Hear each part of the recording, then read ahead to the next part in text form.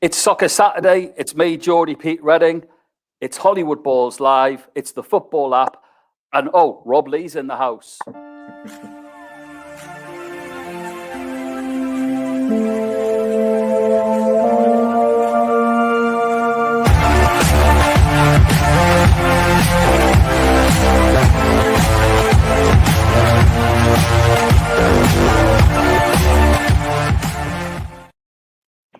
Big welcome to everyone. Saturday, wherever you are, 11 a.m. in the UK, 2 p.m. over in Dubai, 1 p.m. in Cyprus. Lovely to have you all with us. Coming up on today's show, we're going to be checking out Jesse Lingard. We're going to be covering a bit of Champions League and the Europa League. Question for George about Harry Kane coming up a bit later. Special guest, of course, is Rob Lee, so we'll be talking all things Newcastle with him. There's also Hollywood Baller of the Week and Take Them On. And if that's not enough, there's a lot more up and coming. So fantastic. So welcome to everyone. But before we do that, we'd just like to start with some sad news. And we'd like to pay our tributes and our own respects to HRH Prince Philip, the Duke of Edinburgh, who sadly passed away over the weekend. So our thoughts are with our Queen and family. Okay. On we go. Welcome to the show, everyone. Welcome, guys. Rob, I'm going to come to you very soon. George, how are you doing? How's your week been? Very good week. I took 3 or 4 hours off day before yesterday, which was wonderful. Wow. Very good. Unheard of. Yeah, lots of progress. A lot of things in the works. You'll probably see some announcements soon. Onwards and upwards. Very good. Yeah. And thank you to the TFA community again for their help, because they're really helping. Yeah, and I was just saying to you guys before we hit the go live button, literally, big welcome to our TFA community today. Welcome to our Facebook Live fans who are joining us, and also from the YouTube platforms as well. Literally queuing outside the door, as I was saying to Rob and Kev before, which is great to see. Kev, how have you been? I've been very, very good, thank you. Really busy. You know, this TFA community and getting the point across. Everybody seems to want to know about it now. I'm getting more people being interested about TFA and the football coin and all kinds of things. So, yeah, been really busy this week. Great. We'll touch on, there's an awful lot to talk to you about, obviously, with Arsenal, but the European ventures of all of our sides from the Premier League as well. We'll touch on that with you. Also, there's a big game in La Liga coming up. And I want to ask you a little bit about Budgie as well, because you did some fascinating interviews with John Burridge this week. But we're going to come first to Rob. Rob Lee, before we start, Rob, an interesting chat this morning on Twitter with a gentleman who has basically done some artwork. Now, he's the artist from Sheffield United's programme, the official matchday programme. And he's an illustrator. And I got chatting to him literally this morning before I called you. And he's done some amazing artwork for a lot of different teams. Kev, I believe I sent this one to you as well. So just a quick look is it's the Toon. And it changes daily due to the fact that all the fans get involved. So I want to give a big mention to Artie Bianco on Twitter. You'll see in there, Rob's on. Clarkie's in there. Kets Byers kicking the advertising hoardings. The tea ladies on. I saw Gaspar yesterday, actually. There you go. So, but Rob, I believe that you got involved in this, and you actually demanded that you wore your weight up. Is that right? Well, I kept seeing. I love people who do art. I love artists, and I kept seeing it come up on my Twitter feed, and I noticed I went on it. And there was a lot of people that, let's say, I thought I should have been on it before them. So I started giving them a bit of stick on Twitter. And there you go. That's what it's for. He's bowed to the pressure now. He even asked me what kit I wanted to be in. So. Yeah, and you picked the best kit, of course. That's the one that reminds me of you playing for the Toon, which we'll get on to. I do have to say, though, this guy, Artie Bianco, he does do other teams, and he has an Arsenal one. And Kev, I was like, great, okay, so let's have a look at the Arsenal one. And he said, I know what you're going to say. He said, but it was a toss-up between Morrow and Kevin Campbell, who made it onto the Arsenal one. And Morrow won because he won in the cup final. I was like, this is outrageous. That's fair enough. I got no problem with that. No, it's not. Move on. We're Next. Next. So I pointed it out, George, and I think in a grand reveal in a couple of weeks we may have something for Kev. Anyway, back to you, Rob. Hey, hold on, Pete. If he's going to put me on there, I want to be in the Bruised Banana away kit. You remember the yellow with that? Yeah. If he's going to put me on, put the chevrons on. Get the chevrons on. Right, it's a work in progress, and we'll do the grand reveal on here. Rob, it's great to have you with us. Obviously, you know, Newcastle, a major part of your heart. And before we go down that memory lane bit, obviously there was the big game, Wolves winning at Fulham, but it's a massive result. But only if Newcastle can go and do something at Burnley tomorrow. Yes, to be fair, I didn't expect Wolves to beat them. Fulham have been doing very well recently, apart from probably the last result. But I expected maybe a draw, but Fulham have been very, very good. So I was very pleased, let's just say, when the result came in and Wolves had won it at the death. So, but as you say, we've got a tough game against Burnley the weekend, and we haven't been in great form. I think we've won 3 and 20 or something. So we haven't been in great form. Hopefully, Callum Wilson. I keep saying that we need him back. I find out all the teams at the bottom, what they lack is a goal scorer. I think if you've got a goal scorer, you can always get out of it. And Callum Wilson's a goal scorer. Yeah. So we need him fit. We need him playing. It is, and it's tantamount. And I know that every media slot that you do, you get asked similar questions, but I am going to bring it up. It's a sorry state that we have to look and be extremely worried. You know, everyone says, "Oh, Newcastle, they're too big to go down." Well, it's happened before, and it could happen again. And it's just a shame because it starts from the lack of vision at the top, doesn't it? Yeah, without doubt. For me, we've got an owner who doesn't really want to be there. I'm not sure he wants to sell it either. You know, the price he keeps quoting this 330 odd million pounds, but you know, as I keep saying, what are you getting for 330 million pounds? You know, the training ground's probably one of the worst in the Premier League. The ground sort of like, it's a great ground, fantastic ground, but obviously there hasn't been much done to it for a long, long time. The squad of players, don't tell me that's worth nearly 200 million pounds. So I don't know what you're getting for that sort of money, and I can understand why prospective owners, new owners, are not going with it. And I personally don't think he cares if we go down or stay up. Really, he still gets his parachute payments. He still runs the club as he is. When they're in the Premier League, all the manager's asked to do is just keep him in the Premier League, which I think they'll do by the skin of their teeth. And Rob, can I ask you a question? I'm sorry. Go for it. How much value would you place on the brand and the history of Newcastle Football Club? It's a great question. Because that's a part of it, right? Yeah, I think that's a huge part of it. And I think you're looking back to when probably the entertainers were playing back in the 90s. And that's when the brand was at its strongest. Since then, you know, because I remember Sir John Hall taking us when we signed Alan Shearer in '96. We was on a trip to the Far East, you know, like for shirt sales, and Sir John had a vision of what they're all doing now, which is basically getting Newcastle out to the world.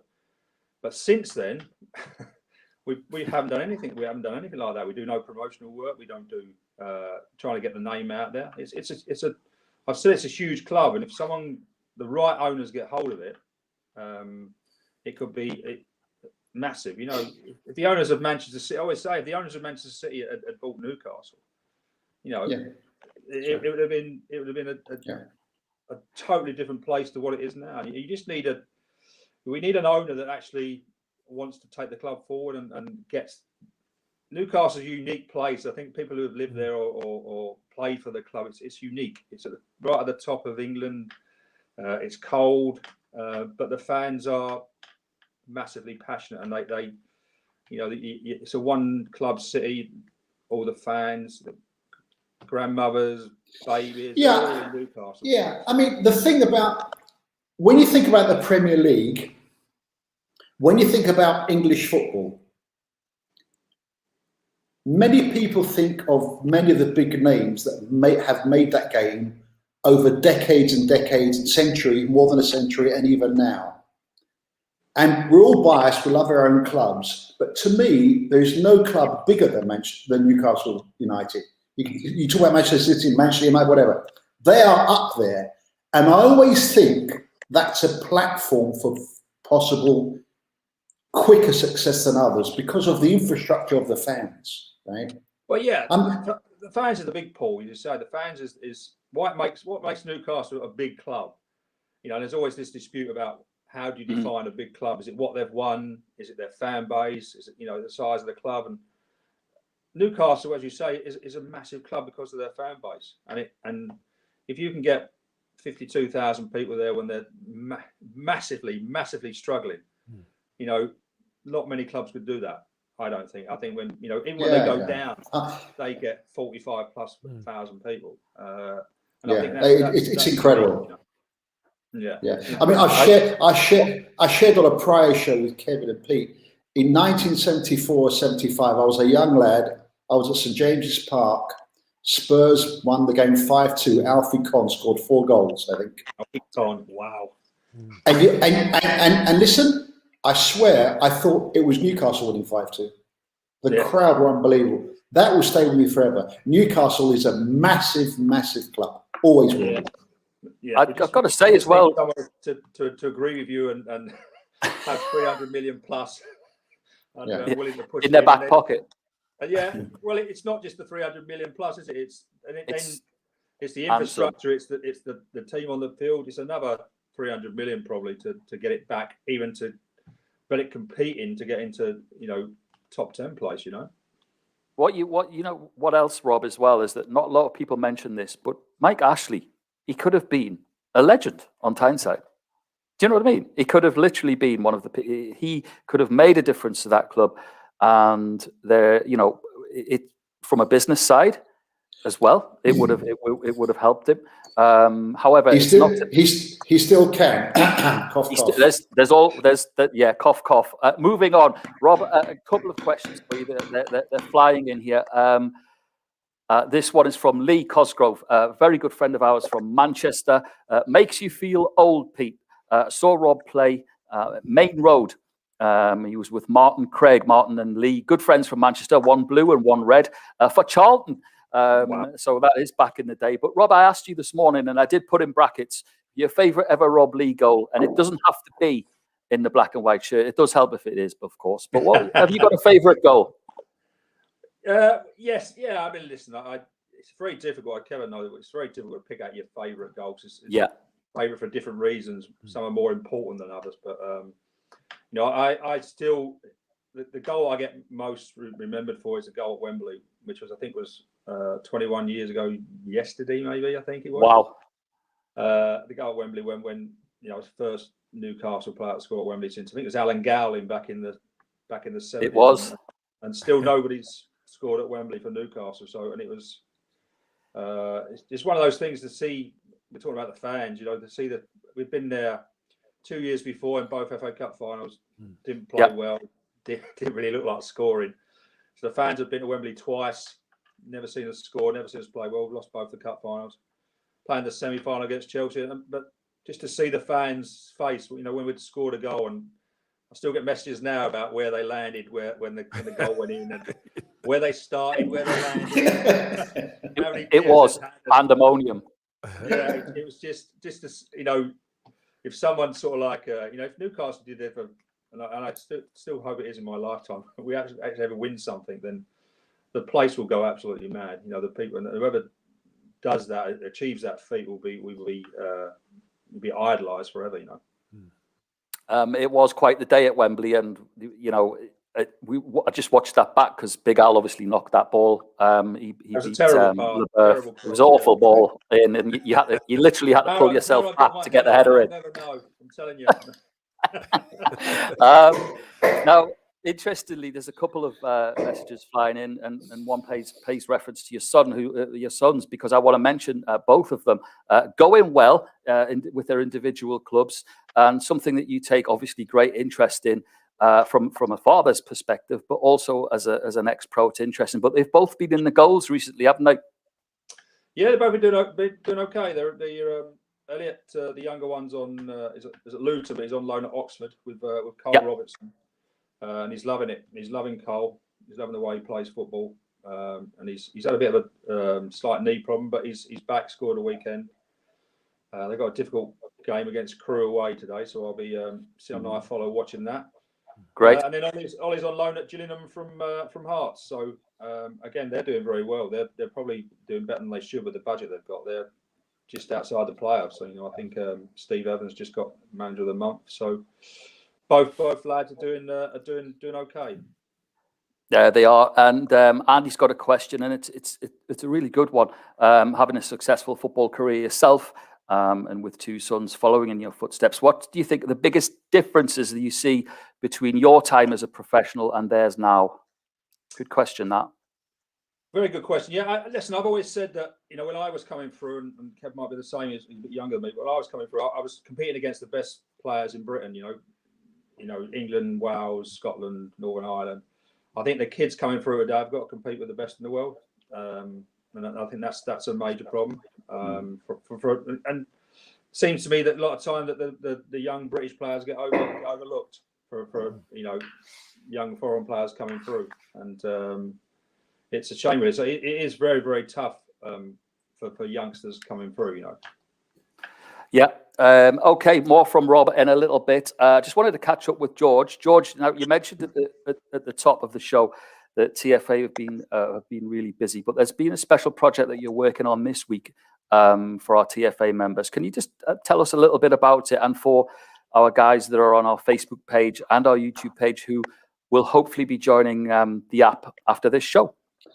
Yeah, we're working on many things, but the one thing we can talk about is this NFT, non-fungible token thing, right? Okay. NFT, the analogy is like you buy a piece of art or an antique and it's your own, you put it on the wall and you own it, or you can resell it. Okay. It's the equivalent of that in the digital world on a blockchain. Right. So for example, Super Kev can create his own NFT of him scoring own goal against Spurs. Scoring goal for Arsenal against Spurs. Keep it like that. Keep it like that. Right? And he puts it on the blockchain, and he can sell it for TFC. And the infrastructure of the football app is so powerful, we're rolling that out very quickly. So that'll come soon. So this NFT thing, non-fungible token, is one of the current rages in the crypto world. And we're pretty much ready for it. So yeah, that's coming really very soon now. Great. Well, thanks to everyone for tuning in. There's lots of comments. We'll get to them as soon as we can. Just a reminder, if you could subscribe to the show and tell your pals about it as well, I'd be extremely grateful. Kev, I'm going to come to you because our first topic is Jesse Lingard at West Ham, or as he's now known in his social media world, Messi Lingard, after that goal. The question being, he's having such a sort of a rebirth at West Ham. Do you think that happens to players who go out on loan and find another level, or do you think that Man United will be taking great note? Because a lot of people are suggesting he should maybe move to West Ham permanently. Well, I think it's the opportunity. At Manchester United, the opportunity wasn't there. He was obviously getting overlooked. But we'd seen, he's been an England international. Jesse Lingard, he can play. He can play. But when opportunity's not there, you have to maybe go somewhere where there is an opportunity. And don't forget, David Moyes knows Jesse Lingard. They lacked a little bit of that, person who could really run with the ball and be inventive. And that's what Jesse Lingard has added to the West Ham team. And it's kind of clicked straight away. Jesse Lingard's been phenomenal for West Ham, and culminating in that goal that he scored, picked the ball up, kept going, and then all of a sudden it opens up, uses a diagonal run as a shield, and he goes for and puts it in the back of the net. Fantastic goal. But Manchester United, obviously, this is a huge club who now they've got a bargaining chip, haven't they? The better he does on loan is the more they could say, right, if we're not going to keep him, then he's a chip they can sell in order to fund another transfer. Because in this environment right now, it's money's a premium now. It is indeed. And also, Kev, there's that old adage as well that not every player works out at every club, does it?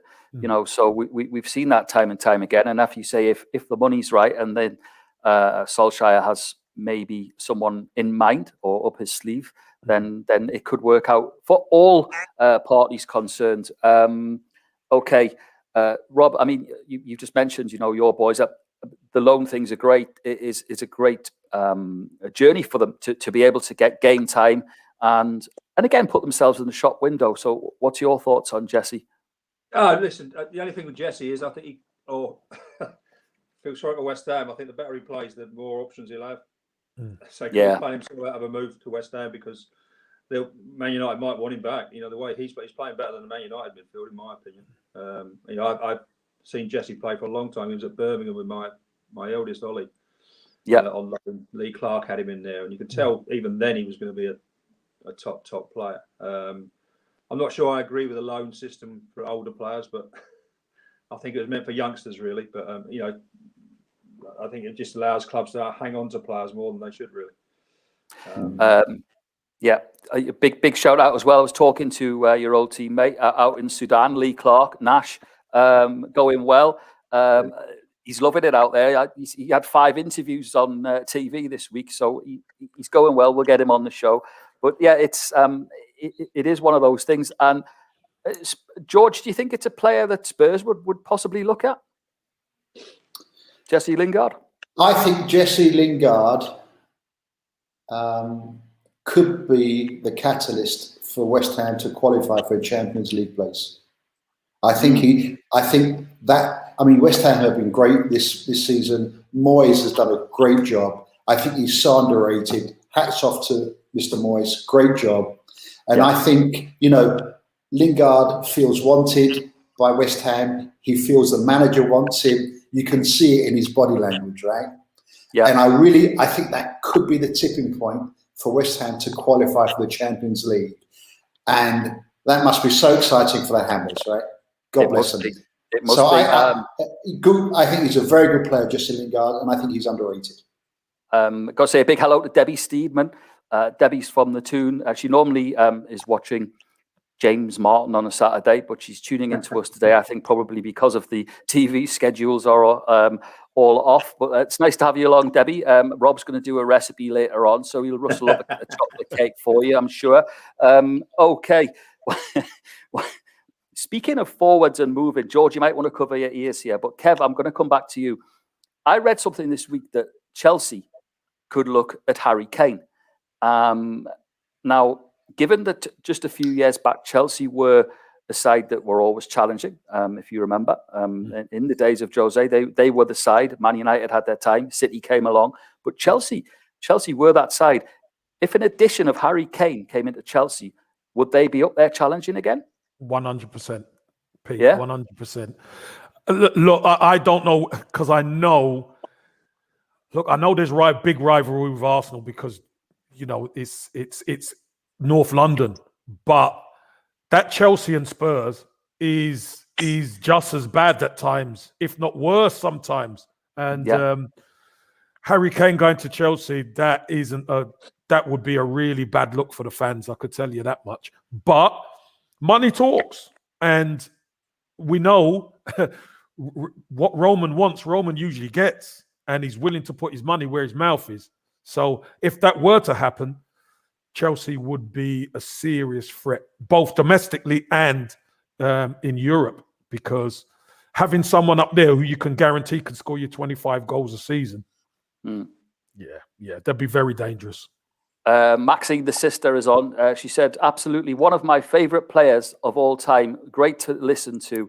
Kev, I don't think she's talking about you after your comments. I know she ain't. I know she's had enough of me.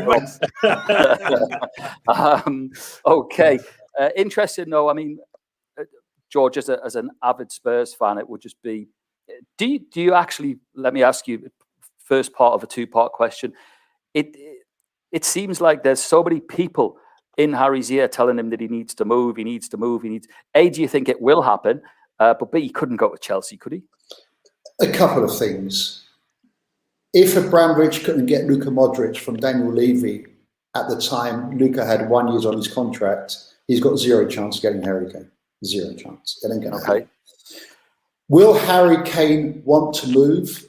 I think there's a chance of that, frankly, although he's one of our own, as we say.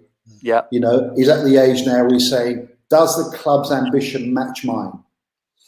And if he decides that's not the case, he could agitate for a move. I don't think it will be a London club. It could be, I think it could be a Manchester City, only because he wants probably to beat Shearer's record. But he could go anywhere. So is there a chance of Harry leaving? I think there's a growing chance. Is it Chelsea? I would say 1% at best because of the rivalry. Remember, he's under contract 2024, and Mr. Levy is no pusher, right? So, no, he's not. Big shout out to Swalwell, Janie Cowan, lifelong Toon fan. Saw on many of the away trips that we had with Newcastle. She's doing the housework in sunny Swalwell. Always good to have you along with us. Tuning in for Rob Lee. Also, okay, gents, we got so much to get through, and still I want to cover Europe, but we'll take a little break from delving into the world of football and have our regular Hollywood Baller of the Week. I'm going to start with you, Kev. So, football and hero of the week. Have you got one for us? Yeah, I think is a young player who I've been watching quite a bit of, and everything came together for him. It was that Vinicius Junior at Real Madrid. Big game on Tuesday against Liverpool. Many thought Liverpool have been going well in the Champions League, but the young man turned up. I mean, with the first goal was absolutely brilliant. With a great ball from Toni Kroos over the back of the defense. His first touch was immaculate, and he dispatches it, and then obviously scores his second in the second half. Fantastic performance, and for me, he's the baller of the week. Nice one. George, yourself? Mr. Mbappe of PSG. Okay. It's not often you play away to Bayern Munich, and every time he was near the ball, he was electric, and you could feel the Bayern players in awe of him. He was outstanding. Yeah, he's only 22. He's 22, right? Only. It's funny whenever I hear when I hear his name mentioned, Kev. It reminds me of when we first interviewed you, and we asked you a question on Hollywood Balls of who you would like to play. Up front with it, you said old school Ronaldo. Yeah. He very much reminds me of him. He's in that ilk, isn't he? Yeah. So he's fantastic. And he's only 22, as we say. Incredible. Yeah, he's only a year younger than me, George. Amazing. Rob, have you got a hero of the week? Well, yeah, I'm going to stretch it slightly because I want to go back to my old club of West Ham. And obviously, Jesse Lingard has been unbelievable. It was brilliant against Wolves, but the player, and I know what George said about Jesse could put him into the Champions League, but the player he just got injured, unfortunately, but he played 3 games for England, was man of the match in 2 of them. Declan Rice has been nothing short of an amazing, what he's done for West Ham. Being captain of them at the age of 21 and being their best player, by the way, at the age of 21. And I watch him constantly, week in, week out, and he has everything. He he just seems to be, for that age, to be someone who sits in midfield and does what he does. I think he's one of the best I've ever seen. A very good shout as well. There on the chart. I think he's the classical definition of old head, young shoulders, right? Declan Rice. World class. They need him. They need. When you're talking about Champions League, they need him fit to get the Champions League. I think. He's out for 2 more weeks. Yeah, he's out 2 more weeks. Is that right? 2 weeks. Yeah, I think it's about that. But if he's out longer than that, I think that's going to dent their chances of getting in. I really do. Speaking of Champions League, we'll touch on Europe now. But before the Champions League, I wanted to have a look at the Europa League, Kev. Obviously, your old side, Arsenal, are in there. Do we have to, Pete? Do we have to? I know. Sorry, mate. It's not a disaster, but no, it's not. Right. I'm only messing. But you look, and as I said to you the last time, it was a fortnight ago that we talked about the European push. You're down to the last 8 now. There's still some awesome sides in there. Don't get me wrong. Ajax are still in there as well. So, but Arsenal and Man United, they've got a real chance here, haven't they? Yeah, they have. Both teams have. And you can see Manchester United had a great result at Granada, winning that game away goals, scoring 2 away goals and getting that away win. Whereas Arsenal were drawn at home at the start. And, you know, it's, again, this Arsenal team, you don't know what you're going to get. You've said that all season, right? Yeah, I say that all season, and I'm like a broken record, Pete, but it's the truth. Oh, because yeah, it is. You make 3 changes and you go, and Arsenal go and score. And you know what? 1-0 ain't the worst result in the world when you're at home in the first leg. Yeah. And then what do? They go and mess about at the back. Corner comes in, and it goes right through the guys who's supposed to head the ball. And there's a couple of ricochets, and Holland heads it in. Yeah. Kev, do you think they're improving? Do you think they're a better team under Arteta? Because I've sort of like, when I speak to a lot of people, it sort of like seems to be split with the Arsenal fans. Is he improving them, or is he making them worse? Listen, I don't think he's making them worse.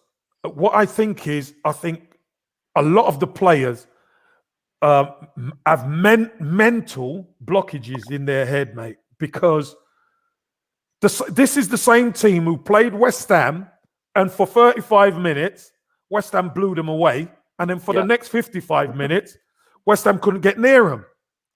It ends up 3-3. And you see an Arsenal second half, you're like, wow, this is what it could be like, snapshot. But the problem is, Rob, just like a lot of teams, the consistency is all over the place. They're just not consistent. On paper, they're good names on paper, but you know and I know, Rob, the game's not played on paper. It's played on a football pitch. And when you cross that white line, you've got to put the work in. You've got to do the ugly stuff and earn the right to play. And they're not good at it. They're not good at that. Yeah, I mean, both Kevin and I predicted a positive result for Arsenal against Liverpool last week, right? Yeah. And they were terrible, absolutely terrible. You're being kind, George. You know, listen, as a Spurs fan, it was disappointing because. Yeah. Oh, she called me. She said, "I told you they'd lose." By the way, don't get me wrong, right? But seriously, it was so disappointing. And I'm thinking, all right, at least in midweek they'll get a good result. Yeah. And it's not the end of the world, but it was a terrible result. Let's be clear, because of the manner of the defeat. They had chances, and the opponents are better than people give them credit for. I must say that. They beat Leicester, they beat Rangers, but it was a poor goal to concede. Even at the death, there's no way that attacker should have got in front of the defender for the header. Yeah. Right? He outmuscled him. I mean, this is Premier League, guys, right? Premier League team. You can't let a player like that get in front of you for the header. So, to me, it took Arsenal back a couple of notches. Yeah, I would say surely any other manager of Arsenal Football Club, certainly my era and even up to now, is if you're what are they in the league? 10th. Is that good enough? But you know what, Rob? It's no way is it good enough. But let me tell you, there are other mitigating factors to it, and here's what the factors are. Aubameyang's goals have dried up, and since he signed his contract, Kev, is that what you're saying? No, I'm not. I'm not at all. It's his haircut. No, what I'm saying is this. We know strikers go through a barren spell at some time in their career. You need other people who step up to be able to fix the goal scoring output. Arsenal haven't got that.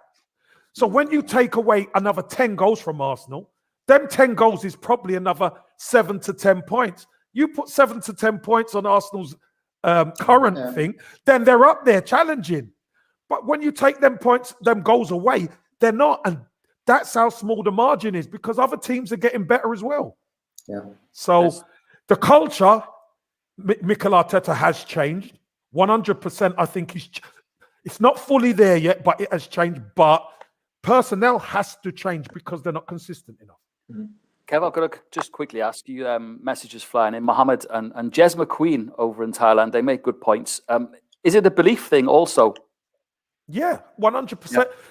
You know, when you prepare and then you get across that white line. You've got to know in your head, the first thing, I've got to be better than my opponent. And if you've got more of them on your team, then probably you're going to win the game. But this Arsenal side, I mean, when you watch Arsenal play Liverpool and Liverpool come to the Emirates, that should be a tussle and a half. Arsenal never laid a glove on them from minute one to the end. Yeah, that's not right. Listen. That's not right. Fair play to Liverpool. They were fantastic, but it was like a training session for them. Yeah, it was weak. But one thing Liverpool couldn't do brings us nicely into the Champions League. They couldn't deal with Kev's Real Madrid, but going along nicely without too much fanfare for me. Chelsea, they're going to be. We are getting to that business end now, but Chelsea look good, don't they? Tuchel's done a very good job. I thought it was harsh when Frank got sacked, to be fair. Yeah, because it's a young manager. I think he was doing a decent job in a big club with a lot of pressure. Yeah. So I thought it was a bit harsh on Frank, but it's been proved to be at this moment. Tuchel's done a fantastic job. They lost their first game, I think, the weekend, but they look so organised. They look like they're not going to let goals in. They can certainly score goals, can't they? Mason Mount again is a young Englishman that I really admire. I think he's a goal scoring midfielders. We're talking about Arsenal, Kevin. They just seem to be a dying breed. Yeah.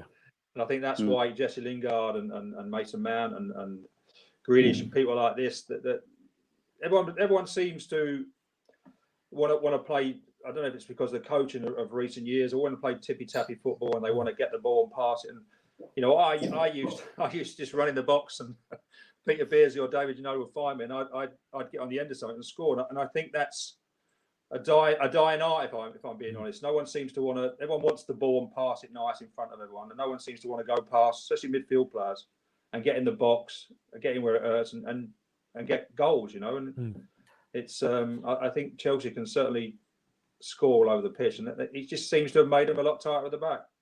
Yeah, they're a side that I like to watch. Michael King's texted in, says to George, one for you. Yeah, he says, suggest Harry Kane should move to Real Madrid or Bayern Munich because that's the only place he's likely to get his hands on a trophy. So not disagreeing with you there, Michael. Can I just add a word about Frank Lampard? It wasn't that long ago that Chelsea had a terrible reputation for bringing young players through. Right? Yep. Terrible. They had the most players on their books and almost no young players coming through. And it was Frank Lampard who brought Mount through at Derby on loan, then at Chelsea in the first team. It was Frank Lampard that brought the right back. What's my mind? What's his Reece, James, right? Reece James. Reece James, right? Yeah. So I'm not saying it was the right or the wrong decision to let Lampard go, but I think people should recognise that he brought some good young English players through to the first team at Chelsea, which has been a very, very rare event. So I think he deserves kudos for that. He does. I agree. Yeah, absolutely. Well, Kev, I'm going to come back to you, stay with a little bit of Spain, because I know today is an absolutely huge day in La Liga calendar. And Rob made a good point for all of the fans of the Premier League in the UK. We do take note of the other leagues, but everyone thinks it's Real Madrid. But Barcelona are on one heck of a run. I think it's 3 draws out of 20, and the rest are all wins. Yeah. So it's going to be El Clasico tonight, isn't it? Yeah, it is. And look, Barcelona struggled at the start of the season. Koeman struggled. Seemed like there was infighting. There was people not happy. It looked like Messi was definitely going to be going. He even dropped him. The outrage at dropping Messi to the bench for a half a game was crazy. But since them moments, he's starting to get things together. He's got a young player in midfield called Pedri. Yeah. Who is absolutely brilliant. Honestly, he's outstanding.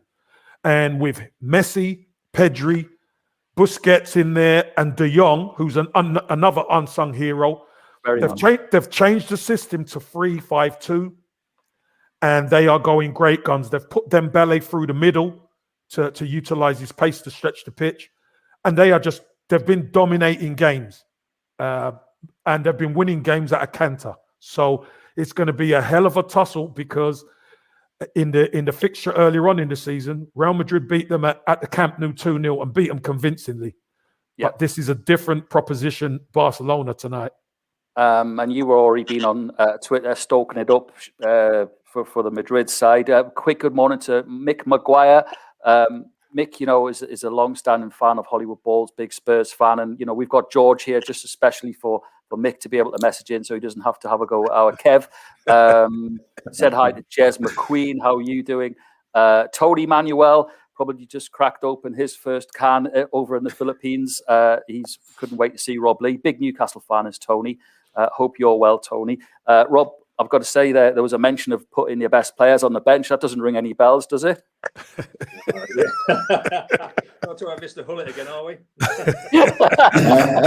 No, we covered him in our last Hollywood Balls interview. I think we covered him. But it's with what Kev's saying, and all joking aside, it is a way for a manager, I suppose, to make a statement, isn't it? To whether that be incorrect, it's probably their last throw of the dice, isn't it? Yeah, it's a huge gamble. If you're taking on the biggest players at the club, as Ruud took on Alan and Koeman, leaving Messi out, I think it's a huge gamble, and it's one that usually the manager loses. I mean, if you don't get on with players, surely, even if you don't get on with somebody, if he's your best player, and everyone knows who the best players are and all the teams, you still have to play those players, because that gives you a chance of winning the game. And if you don't win games as a manager, then one thing's for certain, you're going to get sacked. Massive statement, as was that game. We will save that for another day. We're all on a positive vibe, and we're going to turn into Take Them On. It's my favourite time of the week. Absolutely tremendous.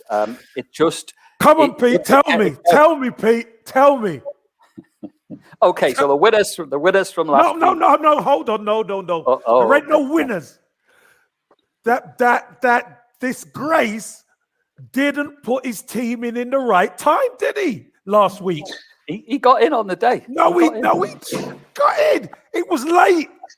So is that because you're aware that he had a good point haul? No, I didn't know. But I said it last week. I said, no, it can't come in. In fairness, Kevin's been consistent about that. Now, whether it came in time or not, I don't know. You're the judge of that, Pete.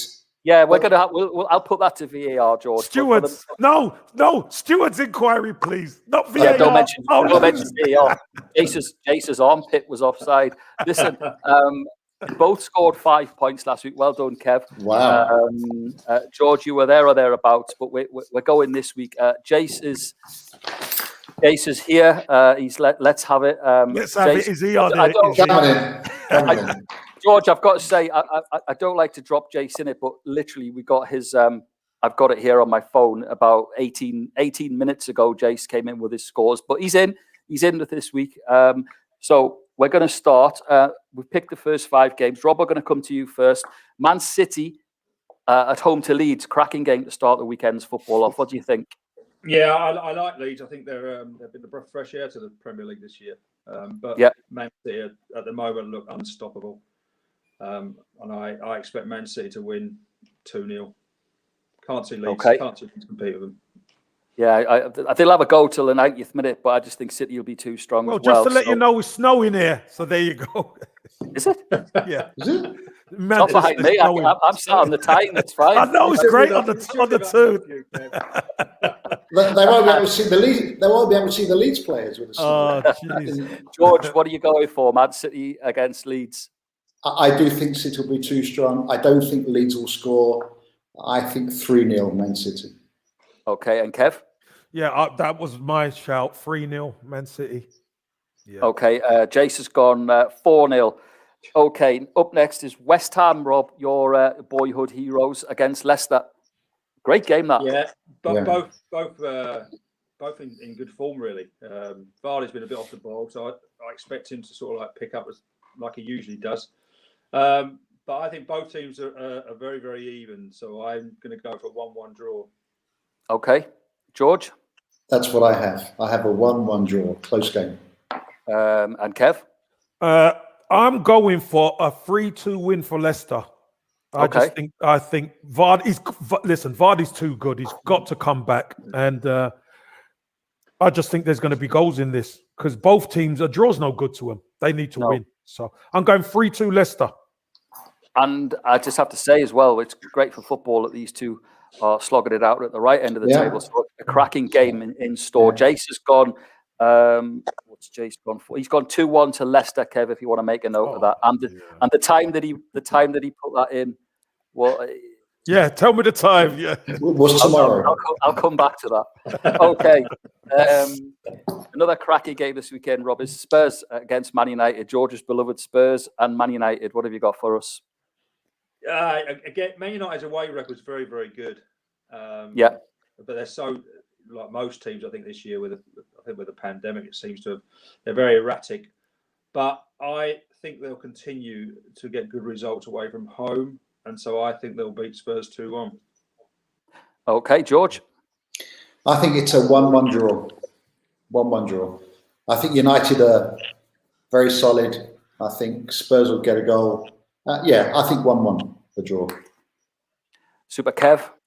I truly believe Manchester United are going to want some revenge after Spurs ripped them apart at Old Trafford. And it's not going to be a high-scoring game, but I'm like Rob. I'm going for a 2-1 to Manchester United, 2-1 away win. Yeah, I can see Manchester United doing that, and Jose's under a little bit of pressure again. George and I spoke at length about Spurs again and Newcastle. I think Newcastle, at the very least, deserve the point. So the spotlight will be back on Spurs. Okay, Jason Edwards has gone with a 2-2 draw for that one. Good shout. Next up, Rob, is Liverpool against Villa today at 3 UK. Yeah, is Grealish back? No. No. Well, No. I'm going for a Liverpool home win, so I'm going for Liverpool to beat. I think Liverpool going to get. They have to get in some sort of form soon with the players they've got. So I'm going for a 3-0 at Liverpool. Okay, George. 2-0 Liverpool. 2-0 to Liverpool, and Kev. I'm going for 2-1 Liverpool. Actually, 2-1 Liverpool. Yeah, 2-1. And Jace has gone for 3-0 Liverpool. That's 2 Liverpool he's had in the last fortnight, by the way. For an Everton, I'm just raising the point. Yeah, me too. I'm thinking about you, Jay. Jeez, what's going on? Someone knocking on his door tonight. Anyway, and of course, the biggest game of the weekend is Burnley against Newcastle, and we give it to our number 7 legend first. Burnley against Newcastle, Rob.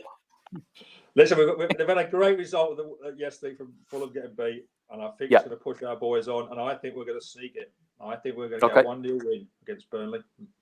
We'll take that. Fingers crossed. We'll take that. George? Burnley 1, Newcastle 1. Okay. And Kev? Yeah, I said 1-1 as well, to be fair, George. I thought 1-1. Okay. And Jason has got 1-0 to Burnley. He's definitely out. Okay, so I just have to say, Kev, it has been known in past shows of me being a little bit of a Jonah when I take Newcastle to get a result. But I did call it last week. I did say that I fancied Newcastle would get a result against Spurs. They did. We'll see. We could really do, as Rob said at the top of the show, we could really do with Callum Wilson being back and Mad Allen firing in a few crosses for him. So if that's the case, I'd be very happy. Okay, that rounds that up with the predictions. Brilliant. I'm going to come to each of you now. Kev, apart from La Liga, what have you got on for the rest of the weekend? Rest of the weekend, I haven't got much on after the Clasico, but for Monday, I'm doing Monday night football with right. Two of my old clubs are playing. So West Bromwich Albion are playing Southampton, and Brighton play Everton. So I'm doing Monday night football. So that's good. So that's a good start to the week.